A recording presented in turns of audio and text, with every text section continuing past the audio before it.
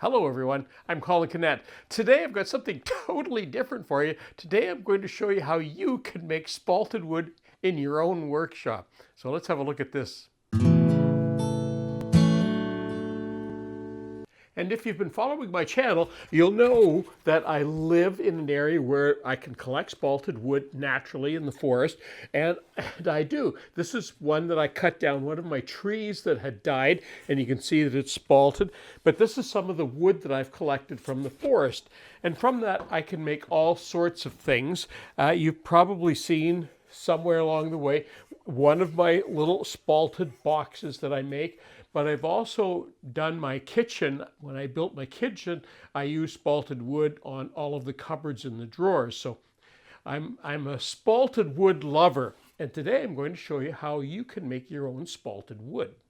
Now, if you're not familiar with spalting, basically after a tree dies, it lays on the ground and fungus gets into the tree, and of course it rots, as we all know. But during that rotting process, it's the fungus inside the tree that can make these beautiful lines, and sometimes it can make colors as well. And if we get the tree while it's sort of in that process, before it gets too soft, we can still get some nice wood with these neat lines in it. Now, if you're really serious about understanding spalted wood and maybe doing your own spalting, I really recommend this book by Dr. Sarah Robinson. It has a ton of really good information in it. And of course, there will be links in the article on Woodwork Web where you can pick this up.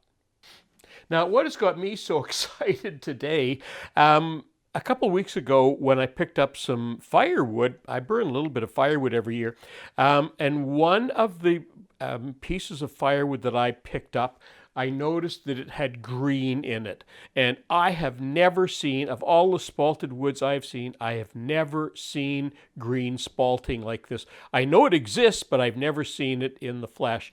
So today, what I want to do, and I only have one piece of it, I don't know where the outside piece of this went, but I only have this one piece of it. So today, what I want to do, I'm going to harvest this green material out here, and you can see there's some other spalting that's happened in here as well, but I'm going to harvest as much of this green out of here that I can, and I'm going to use that to create my own spalted wood. So what you need for this is not all that complicated. You'll need some sort of a tub or a holding tank. So I've got a tote here. For today, I'm going to be using some distilled water because I don't want to introduce any more sort of extra different kinds of fungus in there. So I'm trying to be somewhat scientific here.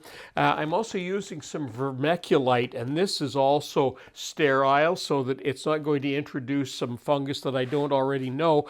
And of course, in this case, I'm going to harvest my own fungus. And there's also some other fungi in here, which of course I'm going to get because that's just the way it's going to happen, I'm sure.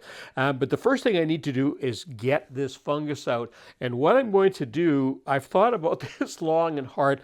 I'm actually going to use my chainsaw. So I'm going to fasten this to a board, and you'll see it set up in a second here. And then I'm going to use my chainsaw and just chip out the chips in here, and hopefully, because I don't want to create dust, because it'll get in the air and I'll lose some of that. So I'm going to use chips and try and get this out. So let me get started on that. So here's what I'm doing. I've got this piece of plywood fastened firmly to my vise, and I've got a couple of holes in the top here, and I'm going to fasten this log on the back of that plywood, so that should hold it firmly. And I don't think it's going to get in the way. I'm going to measure, but I don't think it'll get in the way of the blade.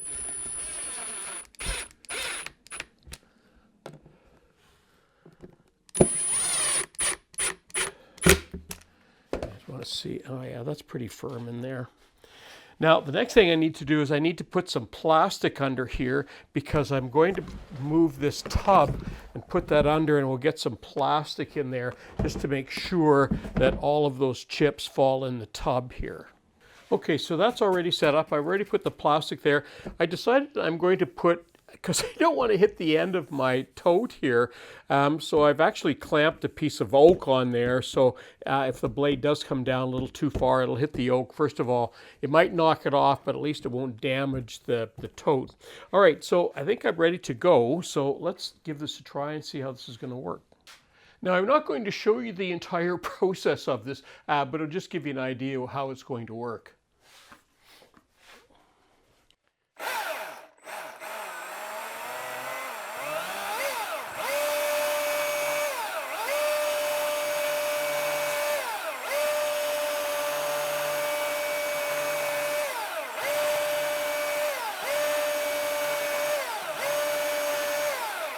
That looks like that's doing just a great job of getting all of the blue. I can see all the green going into the tote, so that's perfect. So I'm just going to carry on and do that.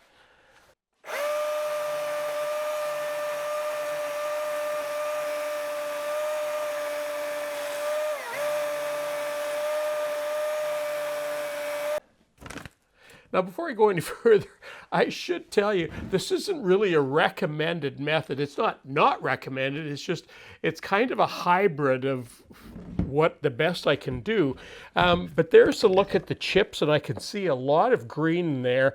The problem is I don't really know if if any or all of this fungi is viable. So what I could do is culture it, but I'm going to skip that step and I'm going to go right to try and do the spalting, because this is going to take at least 3 months.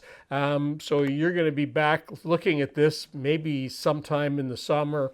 But what I need to do now, I want to make more of this, and I need to give it a place to live. So what I've got is this vermiculite, and I'm going to pour this in here, or a lot of it in here, and then I'm going to mix it around. Then I'm going to mix it with water, and that's why I have the gloves on, because I don't want to lose any more of it than what I already have. So I'm just going to take a moment now and mix this around, and then I'm going to put in a little bit of water, and I'll just sort of make a kind of a pasty mix in here. There, and you can see what that looks like. It's sort of a pasty kind of, I can scrunch it into a sort of a little ball like that. Now that's basically ready to go. I might add a little bit more water to it.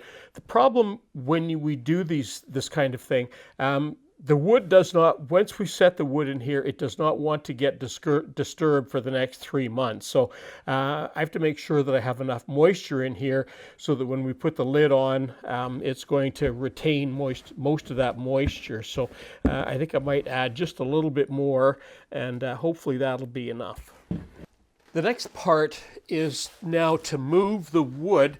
And I'm actually working with some green wood. So when I tested this, it was 32%, but I've also soaked it in water overnight, and it's just draining in there now. And I know it soaked up more water because when I had it covered, when I looked at it the next morning, it had actually dropped below the level of the wood. So I know it's well watered. Now the next thing I need to do is to put the wood in here. And I need a bit of a base for it to sit on. And I need to make sure that I'm getting some of this on the edges, on the end grain of the wood. And I need a place to put this here, and some more here, and on the end grains here, and on top. I want to really kind of cover this wood really well, because I'm not supposed to disturb it now for the next 3 or 4 months. I'm not sure how long it's going to take, but it's okay. All right, that's about the best I can do. And as I've said before, this is not an exact science.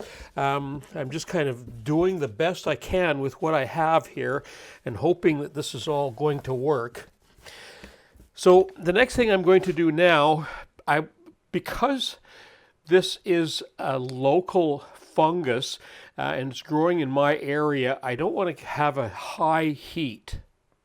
Well, I decided to move up. Tried to talk on the floor. It was a little hard on my knees. So you can see what I have in here. You've seen what that is. It's sliding around a bit because it's all wet.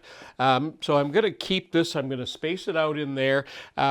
And because it was grown in my area, I know the mean temperature is sort of between 40 degrees in the winter and 75 degrees in the summer. But what I want to do, I'm going to keep it on the higher end of that. So I'm going to keep it in the house right now because it's a bit cool outside. I'm going to keep it in the house, try and keep the temperature 65, 70-ish degrees. But what I want to do for the next couple of days, I have an old heater here, just a little pad heater. I'm going to put this pad heater under it and monitor the temperature in here. I'm going to bump it up to about 80 degrees for a couple of days and see if I can sort of give it a bit of a kick start to get this fungus sort of moving and working in there. So I'll do that for a couple of days, and then I'll just remove any heat, and I'll just kind of keep it at a constant temperature of 65, 70 degrees. And we'll just wait and see what this is going to look like.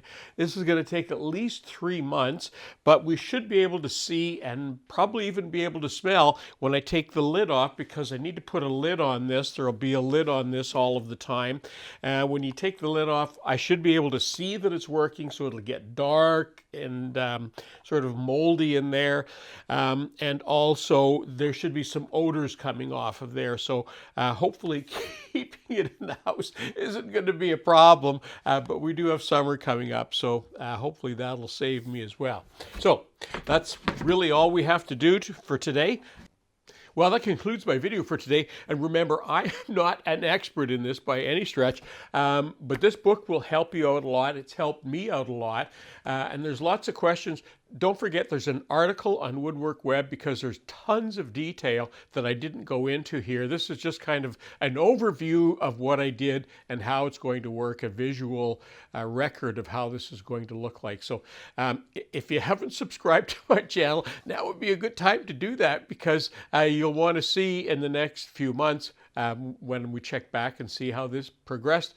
And if it did at all, I don't know how it's going to turn out. So I'm Colin Cadet for Woodwork Web. Wish me luck.